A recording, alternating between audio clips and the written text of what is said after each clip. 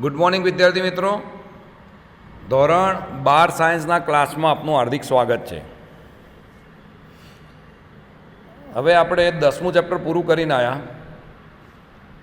એ સાથે જ આપણે એના પછીનું ચેપ્ટર નંબર 11મું ચેપ્ટર આલ્કોહોલ, ફિનોલ અને ઇથર સંયોજનો વિશે સમજીશું. આ બી ઓર્ગેનિકનું ચેપ્ટર છે અને આમાંથી રિએક્શન જે આવશે એ 3 માર્કની અંદર આવશે, એટલે ધ્યાનથી સમજજો. અમુક ઇમ્પોર્ટન્ટ રિએક્શન જે આવશે એટલે હું તમને કહેતો રહીશ. તો સૌથી પહેલાં આપણે સ્ટાર્ટ કરીએ કે આલ્કોહોલ, ફિનોલ અને ઇથર સંયોજનો કોને કહેવાય અને હાઇડ્રોકાર્બનના સાપેક્ષમાં સમજાવો. સિમ્પલ વસ્તુ જે સમજો. ધારો કે આ થયું આલ્કેન, આને શું કહેવાય? મિથેન કહેવાય. શું કહેવાય? મિથેન. એક જ કાર્બન છે ને એટલા માટે. હવે એમાંથી એક હાઇડ્રોજનનું વિસ્થાપન થઈ જાય એટલે CH4 માંથી CH3 થાય અને એની જગ્યાએ જો OH લાગે તો આ મિથેનમાંથી બની ગયું મિથેનોલ. શું બની ગયું? મિથેનોલ. એટલે કે આલ્કેનમાંથી એક હાઇડ્રોજનનું વિસ્થાપન થઈ આલ્કોહોલ નિપજ મળે, એટલે OH જોડાય એટલે આલ્કોહોલ નિપજ મળે. આ પહેલું થયું આલ્કોહોલ માટે. હવે આપણે જોઈએ ફિનોલ કઈ રીતે મળે. તો સમજો, આ એક બેન્ઝીનનું દોરું છું અહીંયા.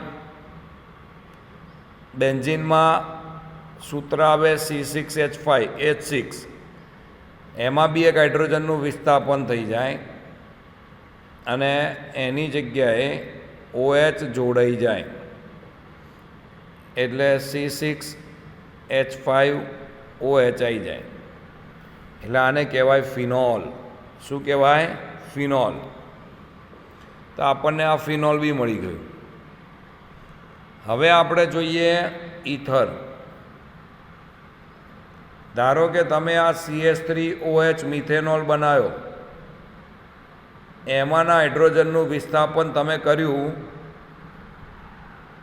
બીજા કોઈ આલ્કાઇલ સમૂહ વડે, તો Hની જગ્યાએ તમે CH3 મૂકો તો ડાયમિથાઇલ ઇથર થઈ ગયો. કેમ ડાયમિથાઇલ? તો બંને બાજુએ CH3 છે એટલે ડાયમિથાઇલ ઇથર. એ જ રીતે ઇથરની અંદર એવું બી કહેવાય, આ જે તમે ફિનોલ બનાવ્યો, ફિનોલમાં આ હાઇડ્રોજનનું વિસ્થાપન આપણે કોઈ બી સમૂહ વડે કરી શકીએ. તો અહીંયા હું બેન્ઝીન બી દોરી શકું, અથવા તો એ ના દોરવું હોય તો અહીંયા CH3 પણ લખી શકું. તો એમાંથી આપણને ઇથરના બીજા સંયોજનો મળે. તો જો અહીંયા લખ્યું છે કોઈ હાઇડ્રોકાર્બન સંયોજનોના, હાઇડ્રોકાર્બન એટલે આલ્કેનની વાત કરી છે, આલ્કેન, આલ્કીન, આલ્કાઇન, એમાંથી એક અથવા વધારે હાઇડ્રોજન પરમાણુનું અન્ય પરમાણુ અથવા પરમાણુ સમૂહના વિસ્થાપનથી સંપૂર્ણ નવા સંયોજનોનું નિર્માણ થાય છે. ઓકે, જેના ગુણધર્મ અને અનુપ્રયોગો એટલે કે ઉપયોગો અલગ અલગ હોય છે. આલ્કોહોલમાં આવ્યું, જો એલિફેટિક હાઇડ્રોકાર્બનના સંયોજનોનું, એલિફેટિક એટલે કાર્બનની ચેન હોય એટલે કે વલય ના હોય, બેન્ઝીન રિંગ ના હોય, એ એલિફેટિક, એનું વિસ્થાપન OH સમૂહ વડે થાય ત્યારે આલ્કોહોલ સંયોજનો બને છે. આલ્કોહોલમાં એક અથવા વધારે હાઇડ્રોક્સિલ સમૂહ એલિફેટિક પ્રણાલીના કાર્બન પરમાણુઓ સાથે જોડાયેલા હોય છે. CH4 માંથી CH3OH, મિથેનમાંથી મિથેનોલ બન્યું. આની અંદર CH2OH, CH2OH, ઇથેન 1,2 ડાયોલ બન્યું. આ ઇથેનોલ બન્યું. આ પ્રોપેન 1,2,3 ટ્રાયોલ બન્યું. એ આવશે એટલે હું તમને કરાવું છું. હવે એ જ રીતે જો એરોમેટિક હાઇડ્રોકાર્બન હોય, એમાં જો હાઇડ્રોજનનું વિસ્થાપન OH સમૂહ વડે થાય, બરાબર, ત્યારે શું બને? ફિનોલ બને છે. ને લખ્યું છે ફિનોલમાં એક અથવા વધારે હાઇડ્રોક્સિલ સમૂહ એરોમેટિક પ્રણાલીના કાર્બન પરમાણુઓની સાથે સીધા જોડાયેલા હોય. એટલે જો આ બેન્ઝીનની જોડે OH જોડાયેલો છે એટલે ફિનોલ થયું. એ જ રીતે બેન્ઝીનની એક બાજુએ OH અને એક બાજુએ CS3 છે. બેન્ઝીનની એક બાજુએ OH અને બીજી બાજુએ બી OH છે. તો આ બધા ફિનોલના જ ઉદાહરણ થયા. ઇથર, ઇથરમાં આલ્કોહોલવાળો જે બી સંયોજન હોય ને એમાં હાઇડ્રોજનનું વિસ્થાપન થાય. લખ્યું છે જ્યારે હાઇડ્રોકાર્બનમાં હાઇડ્રોજન પરમાણુનું વિસ્થાપન આલ્કોક્સી એટલે OR અથવા એરાઇલોક્સી એટલે OAR સમૂહ વડે થાય ત્યારે ઇથર સંયોજનો બને છે. ઇથરમાં આલ્કોક્સી અથવા એરાઇલોક્સી સમૂહ હાઇડ્રોકાર્બનના હાઇડ્રોજનની સાથે સીધા જોડાયેલા હોય છે. એટલે કે બંને બાજુએ CS3 એટલે ડાયમિથાઇલ ઇથર, એક બાજુએ બેન્ઝીન રિંગ, એક બાજુએ CS3 એટલે મિથાઇલ ફિનાઇલ ઇથર વગેરે. લખ્યું છે ઇથર એવું સંયોજન છે કે જે કોઈ પણ આલ્કોહોલ અથવા ફિનોલના હાઇડ્રોક્સિલ સમૂહના હાઇડ્રોજન પરમાણુનું આલ્કાઇલ અથવા એરાઇલ સમૂહ વડે વિસ્થાપન થવાથી બને છે. એરાઇલ કે આલ્કાઇલ આલ્કોહોલ હોય એમાંથી કોઈ પણ હાઇડ્રોજનનું વિસ્થાપન કરીએ તો ઇથર મળે. જેમ કે આ આલ્કાઇલ છે એલિફેટિક, હવે એમાં હાઇડ્રોજનનું વિસ્થાપન થયું, ફિનોલ છે ફિનોલ, ફિનોલ ક્યાં આલ્કાઇલ આલ્કોહોલ છે એલિફેટિક આલ્કોહોલ, એમાંથી Hનું વિસ્થાપન R' વડે થયું તો RO R' બન્યું. આ બેન્ઝીન રિલેટેડ આલ્કોહોલ છે એટલે એરોમેટિક છે ફિનોલ ટાઈપ, એમાં આ હાઇડ્રોજનનું વિસ્થાપન AR વડે થયું. હાઇડ્રોજનનું વિસ્થાપન R વડે થયું, અહીંયા આગળ R આવે તો RO AR મળે. તો આલ્કેનમાંથી આલ્કોહોલ મળે અને આલ્કોહોલમાંથી ઇથર મળે. એ જ રીતે આપણને બેન્ઝીનમાંથી ફિનોલ મળે, ફિનોલમાંથી ઇથર મળે, એ આપ્યું છે. હવે આપણે આ બધા ફિનોલ છે, આલ્કોહોલ છે, ઇથર છે, એના રોજિંદા જીવનમાં ઉપયોગો શું હોઈ શકે? તો આપ્યું છે લાકડાના ફર્નિચરને પોલિશ કરવા માટે ઉપયોગમાં લેવાતું સ્પિરિટ એ મુખ્યત્વે હાઇડ્રોક્સિલ સમૂહ ધરાવતું ઇથેનોલ જ છે. જે લાકડાનું ફર્નિશ કરવા માટે, પોલિશ કરવા માટે જે વાપરીએ છીએ એ ઇથેનોલ જ છે. ખાદ્ય શર્કરા, વસ્ત્રોમાં ઉપયોગ લેવાતું કપાસનું રૂ, લખવા માટે ઉપયોગમાં લેવાતો કાગળ OH સમૂહ ધરાવતા સંયોજનોના બનેલા હોય છે. આલ્કોહોલ, ફિનોલ અને ઇથર સંયોજનો શેના તરીકે ઉપયોગી છે? તો કે પ્રક્ષાલકો, જીવાણુનાશી અને સુગંધી પદાર્થોની બનાવટ માટેના મૂળ સંયોજનો છે. તો અહીંયા આગળ એનો ઉપયોગ આપ્યો છે. હવે એનું વર્ગીકરણ જોઈએ. તો કે આલ્કોહોલના વર્ગીકરણની રીત ઉદાહરણ સહિત સમજાવો. તો એમાં 3 રીતે વર્ગીકૃત થાય. OH સમૂહની સંખ્યાને આધારે વર્ગીકરણ, sp3 કાર્બનની સાથે OH હોય તો વર્ગીકરણ, એમાં પ્રાથમિક, દ્વિતીયક અને તૃતીયક, એલાઇલિક અને બેન્ઝાઇલિક આવે, તથા sp2 કાર્બનની સાથે જો OHનું હોય જોડાયેલો તેનું વર્ગીકરણ વિનાઇલ આલ્કોહોલ સ્વરૂપે કરવામાં આવે. તો આ 3 પ્રકારો હવે આપણે સમજવાનો પ્રયત્ન કરીએ. એમાં પહેલું OHના સમૂહની સંખ્યાને આધારે. જો સમજો, એક આલ્કોહોલ હોય તો મોનોહાઇડ્રિક કહેવાય, જે દેખાય છે. 2 આલ્કોહોલ હોય તો ડાયહાઇડ્રિક કહેવાય, એ બી ખ્યાલ આવે. અને જો 3 આલ્કોહોલ હોય તો ટ્રાયહાઇડ્રિક કહેવાય, તો કે આ 1, આ 2 અને આ 3. તો એ રીતે એના નામ પડે. 1 માટે મોનો, 2 માટે ડાયહાઇડ્રિક, 3 માટે ટ્રાયહાઇડ્રિક. આ થયો તમારે ઇથેનોલ. આમાં પહેલાં અને બીજા જોડે OH છે એટલે આવે ઇથેન 1, 2, 2 છે એટલે ડાયોલ. જ્યારે આની અંદર પહેલા કાર્બન સાથે બીજા અને ત્રીજા કાર્બન સાથે 3 કાર્બન એટલે પ્રોપેન, 3 કાર્બન સાથે છે એટલે 1 2 3 અને 3 આલ્કોહોલ છે એટલે ટ્રાયોલ, એટલે પ્રોપેન 1 2 3 ટ્રાયોલ નામ આવા. બોલો, ક્લિયર? આવડશે? એક વસ્તુ એક બી યાદ રાખજો, જેટલા OH સમૂહ વધારે એટલી પાણીમાં દ્રાવ્યતા વધારે. પાણીમાં સૌથી વધારે દ્રાવ્ય આ થાય, કારણ કે આમાં OH સમૂહ કુલ 3 છે, જ્યારે આમાં 2 છે અને આમાં 1 છે. હવે અહીંયા આપ્યું છે મોનોહાઇડ્રિક આલ્કોહોલ સંયોજનોને હાઇડ્રોક્સિલ સમૂહ જે કાર્બન પરમાણુ સાથે જોડાયેલા હોય તેના સંકરણના આધારે પુનઃ વર્ગીકૃત કરાય છે.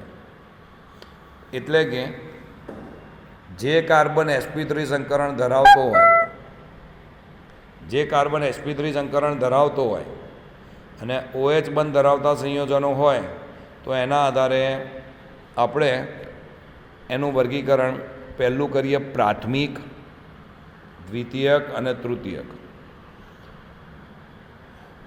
એટલે OH ધરાવતો કાર્બન એક જ કાર્બન સાથે હોય તો પ્રાથમિક, OH ધરાવતો કાર્બન 2 કાર્બન સાથે હોય તો દ્વિતીયક, OH ધરાવતો કાર્બન 3 કાર્બન સાથે હોય તો તૃતીયક નામ આપવામાં આવે છે. એટલે જો લખ્યું છે આ 3 પ્રકારના આલ્કોહોલના સંયોજનો OH સમૂહ સાથે પ્રાથમિક, દ્વિતીયક અને તૃતીયક કાર્બન પરમાણુ સાથે નીચે દર્શાવ્યા પ્રમાણે જોડાયેલો છે. 1 કાર્બન હોય તો પ્રાથમિક, 2 હોય તો દ્વિતીયક, 3 હોય તો તૃતીયક. એના પછી છે એલાઇલિક આલ્કોહોલ સંયોજનો. આ આલ્કોહોલ સંયોજનોમાં OH સમૂહ કાર્બન કાર્બન દ્વિબંધ પછીના sp3 સંકૃત કાર્બન પરમાણુ સાથે એટલે કે એલાઇલિક કાર્બન પરમાણુ સાથે જોડાયેલો હોય છે. કયા? એલાઇલિક. એટલે એમાં ફરીથી જુઓ, OH સમૂહ કાર્બન કાર્બન દ્વિબંધ પછીના sp3 કાર્બન સાથે જોડાયેલો તો એલાઇલિક. જો એટલે OH વાળો જે કાર્બન છે sp3 વાળો એ દ્વિબંધ ધરાવતા કાર્બન સાથે જોડાયેલો છે, એટલે આ કાર્બનમાં સંકરણ થાય છે sp2 અને આ કાર્બનનું સંકરણ થાય છે sp3. એટલે sp3 વાળો કાર્બન કોની સાથે જોડાયેલો છે? sp2 વાળા કાર્બન સાથે. તો એમાં બી પ્રાથમિક આવે. હવે આ જો sp3 વાળો કાર્બન sp2 વાળા કાર્બન સાથે જોડાયેલો હોય પણ 2 બાજુથી જોડાયેલો હોય તો દ્વિતીયક અને 3 બાજુથી જોડાયેલો હોય તો તૃતીયક. પણ આપણે બધું ધ્યાનમાં ના લેતા, ખાલી એલાઇલિકમાં એટલું યાદ રાખવાનું, sp3 આલ્કોહોલ જે કાર્બન સાથે જોડાયેલો હોય sp3 સંકરણ ધરાવતો હોય અને એ sp2 વાળા કાર્બન સાથે જોડાયેલો હોય, એ એલાઇલિક થઈ ગયું. હવે એ જ રીતે બેન્ઝાઇલિક. આ વસ્તુ આપણે હેલો આલ્કેનમાં પણ જોઈને આવ્યા તો એનું એ જ છે. આ આલ્કોહોલ સંયોજનોમાં OH સમૂહ એરોમેટિક વલય પછીના sp3 સંકૃત કાર્બન સાથે જોડાયેલો હોય. એટલે કે આમાં OH વાળો જે કાર્બન છે એ sp3 સંકરણ ધરાવે છે, પણ એ જે આ કાર્બન છે બેન્ઝીન રિંગ સાથે જોડાયેલો છે એ કયું સંકરણ ધરાવે છે? sp2. પણ એમાં બેન્ઝીન રિંગ સાથે જોડાયેલો છે, એટલું ધ્યાન રાખવાનું તમારે. બરાબર.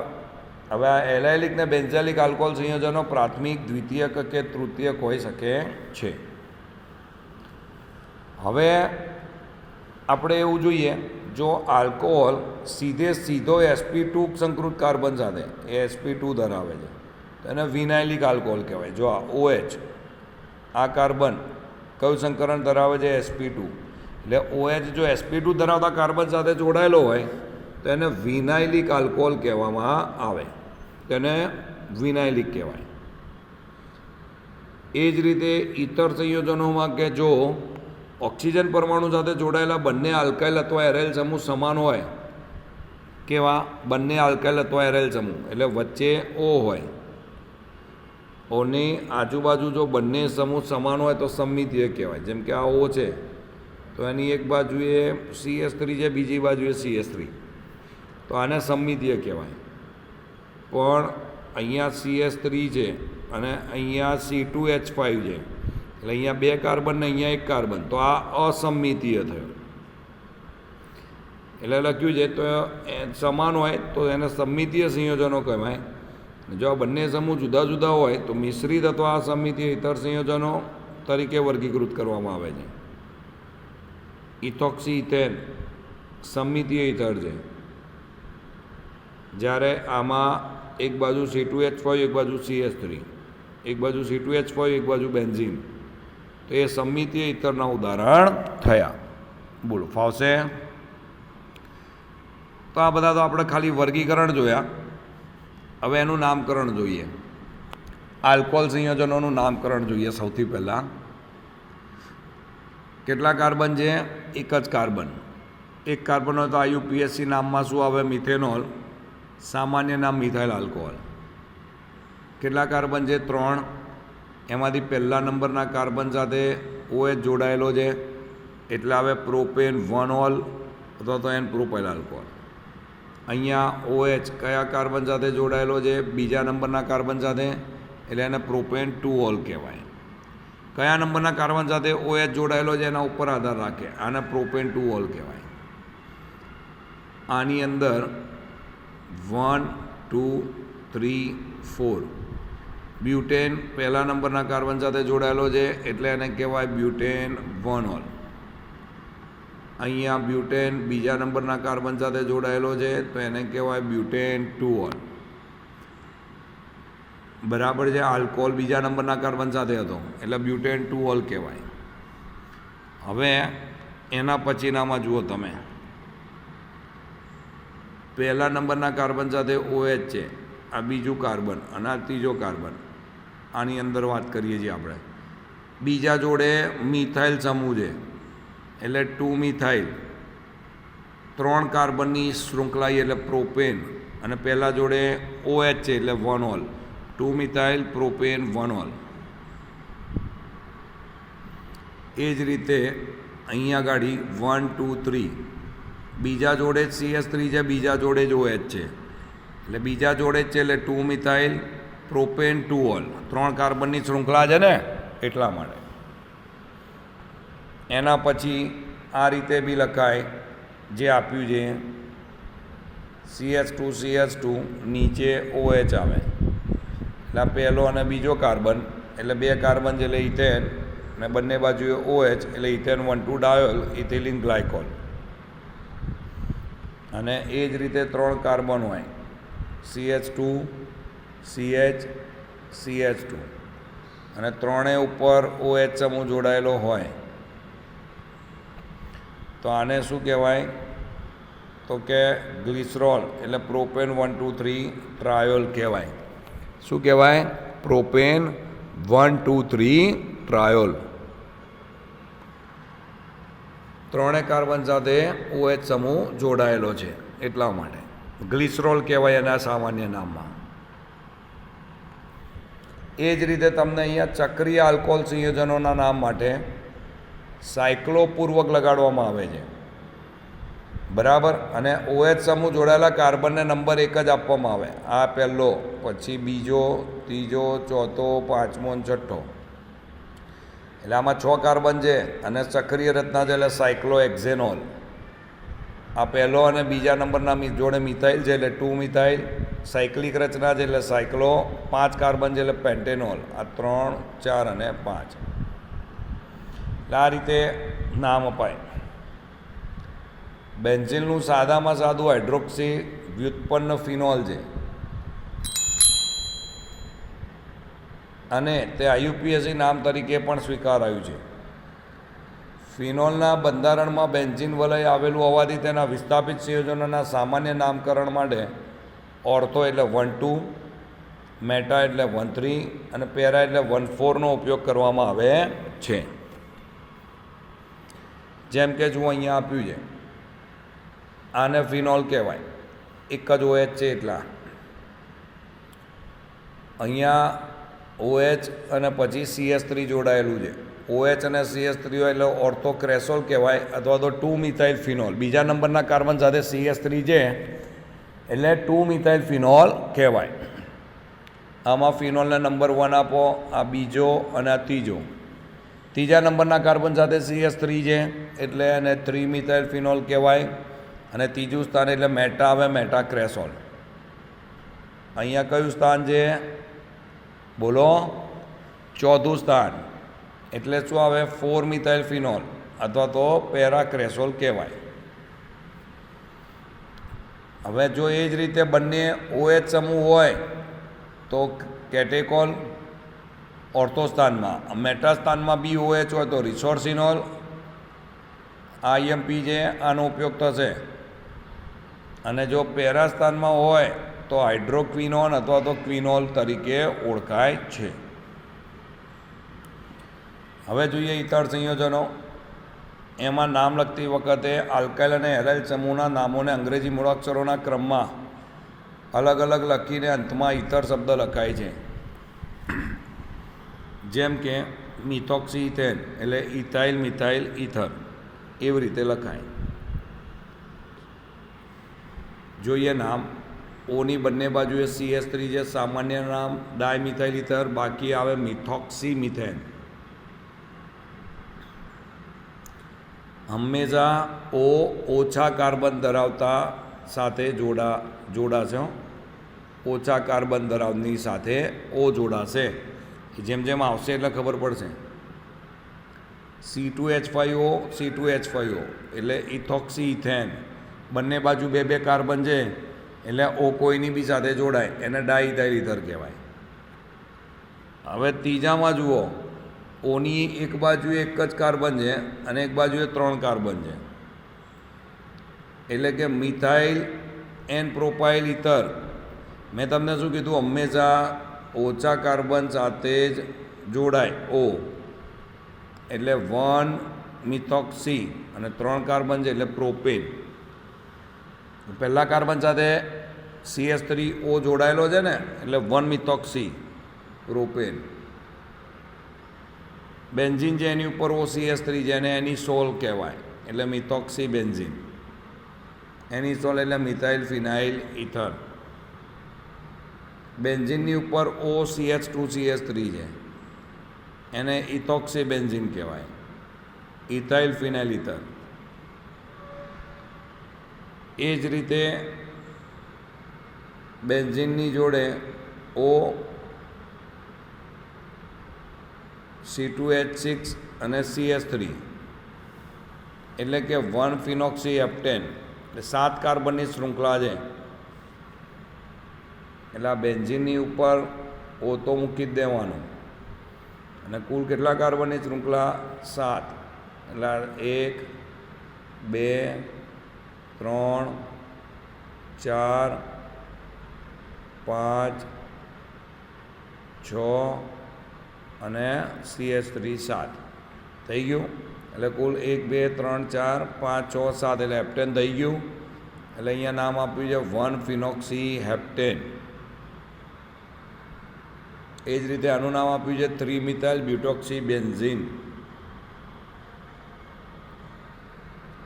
અહીંયા તો બેન્ઝીન આવી ગયું.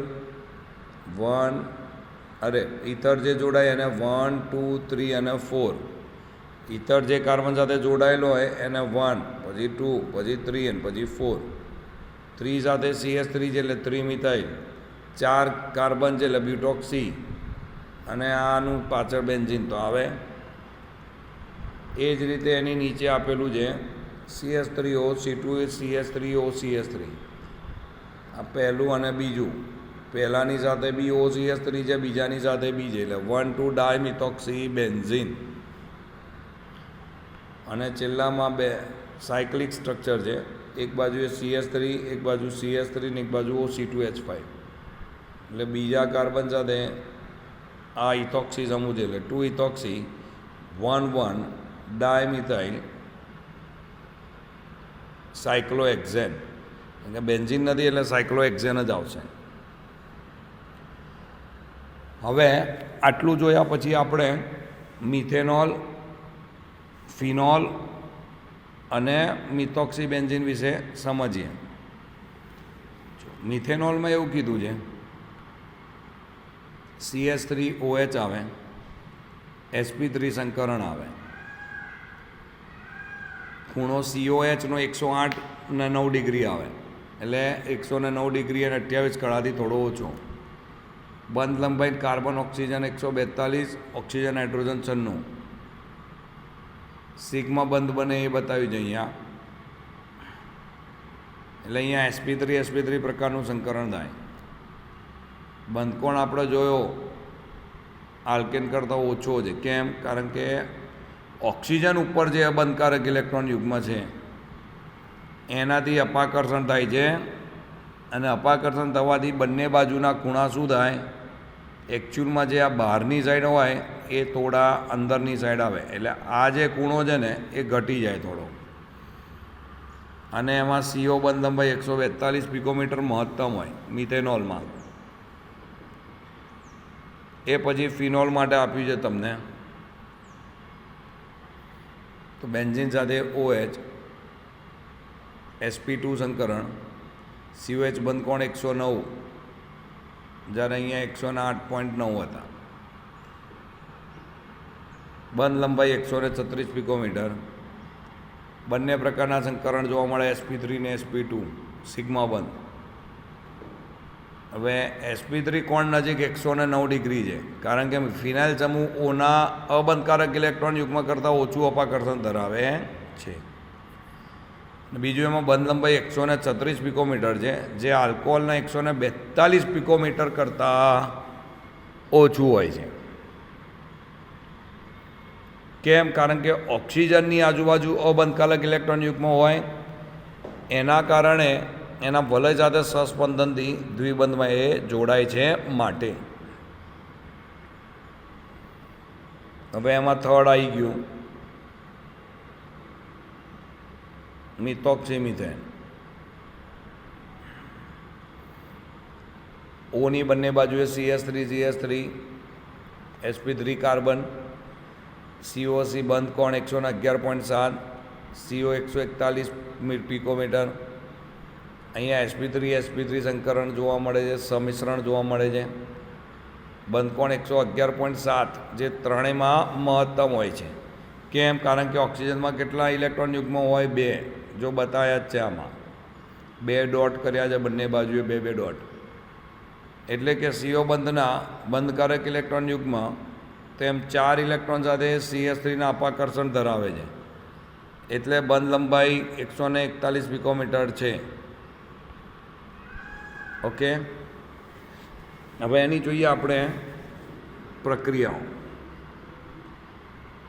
આલ્કીન સંયોજનોની, આલ્કોહોલ સંયોજનોની બનાવટ માટેની પ્રક્રિયાઓમાં સૌથી પહેલાં આલ્કીન સંયોજનોમાંથી 2 રીતે બને. એક એસિડ એટલે H+ ઉમેરીને, અને એક હાઇડ્રોજન બોરેશન. આ જે પ્રક્રિયા છે ને એના માટે માર્કોનિકોવનો નિયમ યાદ રાખવાનો. કયો? માર્કોનિકોવ. એટલે દ્વિબંધ પૈકી જે કાર્બન સાથે ઓછા હાઇડ્રોજન હોય તો આ બંને પૈકી આની સાથે છે, તો એક આ બંધ જતો રહે, એની જગ્યાએ અહીંયા OH આવે અને અહીંયા H આવે, એટલે CH2ની જગ્યાએ CH3 થઈ જાય. એટલે પ્રોપેન 2 હોલ મળે. એટલે જે કાર્બન પાસે ઓછા હાઇડ્રોજન હોય એની જોડે OH જોડાય, પણ કોની પ્રેઝન્સમાં થાય? એસિડની હાજરીમાં. એટલે એસિડ ઉદ્દીપકની હાજરીમાં પાણી સાથે પ્રક્રિયા કરીને આલ્કોહોલ સંયોજનો બનાવે છે. અસંમિતિ આલ્કીન માટે લાગુ પડે, અને માર્કોનિકોવના નિયમ પ્રમાણે નીચે મુજબ છે. જો આ છે, એમાંથી આ વચ્ચેના જે કાર્બન છે ને એની સાથે OH આવે, એટલે અહીંયા જો વચ્ચેના કાર્બન સાથે OH બતાવ્યું, છેલ્લા કાર્બન સાથે H જતો રહે. કેમ? કારણ કે પાણીમાંથી 2 આયનો છૂટા પડે. કયા 2 આયનો? એક H અને એક OH. H પહેલાં જોડે જાય, OH બીજા જોડે જાય, એટલે પ્રોપેન 2 હોલ મળી જાય. શું મળે? Propane 2 hall. હાઇડ્રોબોરેશન. હાઇડ્રોબોરેશનમાં પ્રતિ માર્કોનિકોવ આવે. બરાબર, તો લખ્યું છે. એમાં ડાયબોરેને આલ્કીન સંયોજનો સાથે પ્રક્રિયા કરીને યોગશીલ નિપજ આપે ત્યારે ટ્રાય આલ્કાઇલ બોરેન બનાવે છે, જે જલીય હાઇડ્રોક્સાઇડની હાજરીમાં હાઇડ્રોકાર્બન પેરોક્સાઇડ દ્વારા આલ્કોહોલમાં ઓક્સિડેશન પામે છે. એટલે અહીંયા તમને આપ્યું છે પ્રોપ 1 ઇનમાંથી પ્રોપેન 1 હોલ મળે. એટલે OH દ્વિબંધ પૈકી જેની જોડે વધારે હાઇડ્રોજન હોય એની સાથે જોડાય. કારણ કે આની સાથે વધારે હાઇડ્રોજન હતા ને એટલે OH એની સાથે જોડે BOH3 છૂટા પડે. વચ્ચેના સ્ટેપ નહીં લખો તો ચાલશે, સીધો છેલ્લે આન્સર જ લખી નાખવાનો. એટલે આલ્કિનમાં બે પ્રકારની વસ્તુ થઈ. આ પ્રતિ માર્કોનિકોફ નિયમ બતાવે છે. હાઇડ્રોજન બોરેઝન કયો બતાવે છે? પ્રતિ માર્કોનિકોફ નિયમ. પ્રતિ માર્કોનિકોફ નિયમની અંદર હાઇડ્રોબોરેશન અને એસિડ સાથે માર્કોનિકોફ નિયમ. આટલું યાદ રાખવાનું તમારે. લખ્યું છે દ્વિબંધમાં બોરેનનું ઉમેરણ એવી રીતે થાય કે બોરેન પરમાણુ વધુ હાઇડ્રોજન પરમાણુ અથવા sp2 કાર્બન સાથે જોડાય છે. આ રીતે પ્રાપ્ત થયેલો આલ્કોહોલ એવો જોવા મળે છે કે જે આલ્કેન સંયોજનમાંથી માર્કોનિકોફના નિયમથી વિપરીત પાણીની યોગશીલ પ્રક્રિયાથી બન્યો હોય. એટલે આ પ્રક્રિયામાં આલ્કોહોલ સંયોજનોની ઉત્તમ નિપજ મળે હાઇડ્રોબોરેશનમાં. આજના લેક્ચરમાં છેલ્લો ટોપિક આલ્ડીહાઇડ અને કીટોન અને આલ્કોહોલમાંથી મેળવો. આલ્ડીહાઇડ અને કીટોનમાંથી આલ્કોહોલ. એક જ વસ્તુ યાદ રાખવાની. કઈ વસ્તુ? આલ્ડીહાઇડમાંથી પ્રાથમિક આલ્કોહોલ મળે, કીટોનમાંથી દ્વિતીયક. આટલું જ યાદ રાખવાનું છે. આલ્ડીહાઇડમાંથી પ્રાથમિક આલ્કોહોલ મળે અને કીટોનમાંથી દ્વિતીયક આલ્કોહોલ મળે. ઇનશોર્ટ CHO સમૂહનું રૂપાંતર CH2OH માં કરી નાખવાનું. હું અહીંયા ગાડી જે સમજાવું છું એકદમ ધ્યાનથી સમજી લેજો. આવી કોઈ બી પ્રક્રિયા આપે, 1000 પ્રક્રિયાઓ આપે, 1000 પ્રક્રિયામાં આ રીતે જ થશે.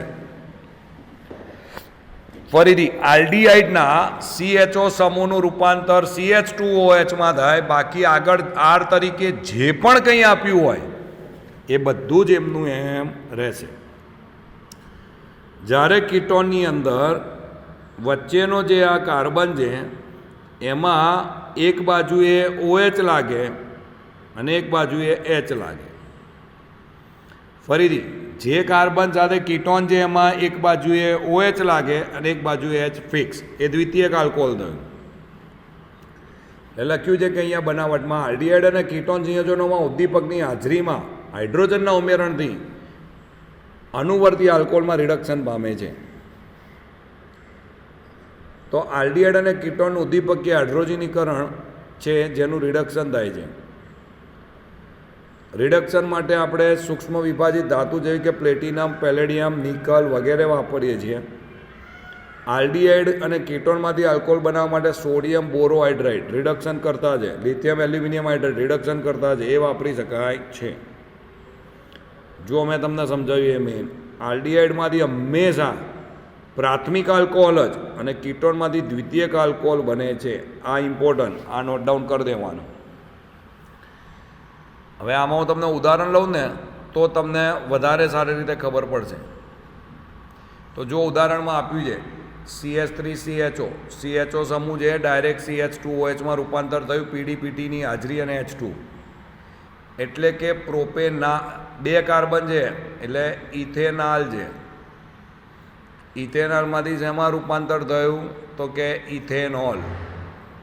કાર્બનની સંખ્યા એટલી ને એટલી જ રહે છે. જોઈ તમે, ઇથેનોલથી ઇથેનોલ, પ્રોપેનોલથી પ્રોપેનોલ, બ્યુટેનોલથી બ્યુટેનોલ, પેન્ટેનોલથી પેન્ટેનોલ. એ જ રીતે બેન્ઝાલ્ડીહાઇડ છે એ બેન્ઝાલ્ડીહાઇડમાં CHOનું રૂપાંતર CH2OH માં થઈ ગયું, બાકી બધું એઝ ઇટ ઇઝ.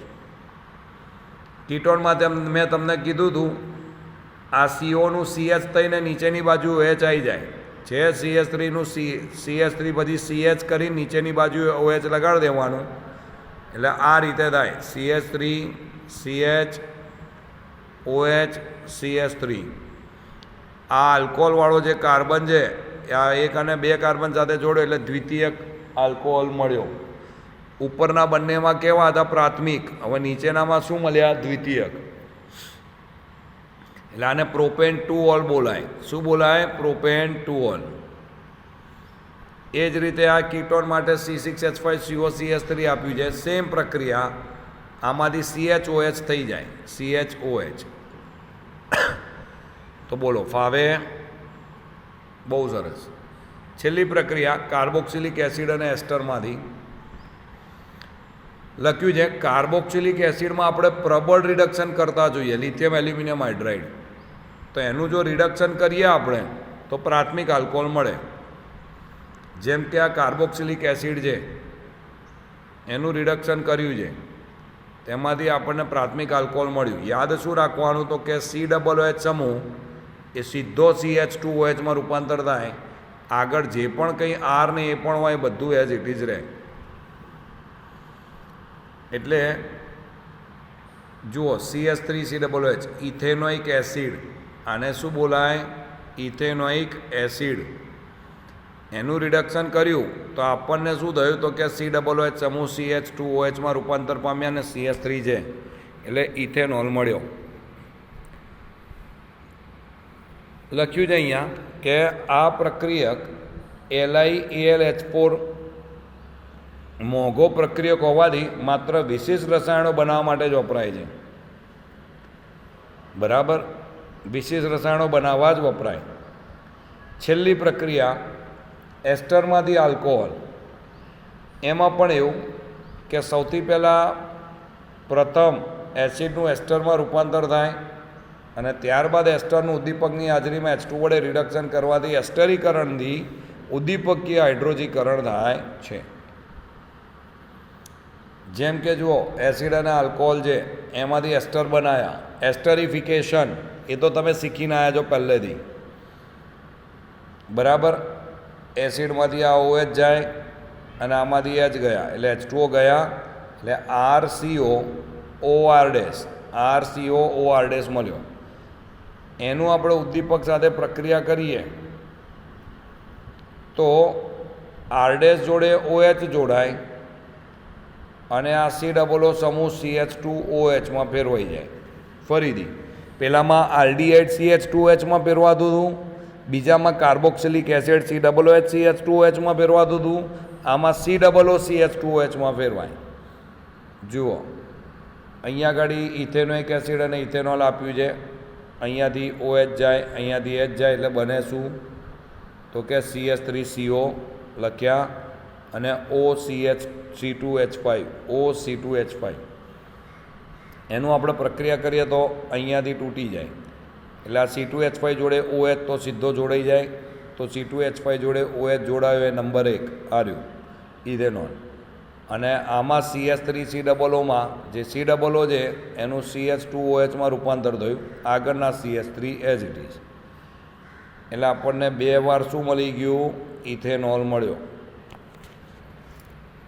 એટલે જે રીતે મેં તમને પ્રક્રિયાઓ તોડીને બતાવી છે એ ધ્યાન રાખવાની તમારે, ક્યાંથી તૂટે અને શું બને.